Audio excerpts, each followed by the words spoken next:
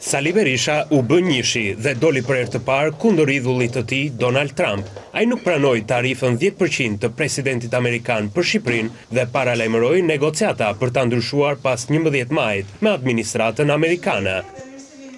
Pra, qeveria e Partisë Demokratike do ketë pas 11 majit në agjendën e vet negociatat e hapura transparente me qeverinë e Shteteve të Bashkuara për çështjen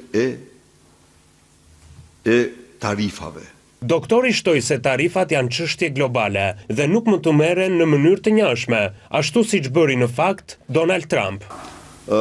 Kjo çështje e tarifave është një çështje globale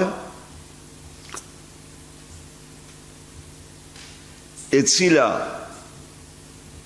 nuk mund të jetë një anëshmëri.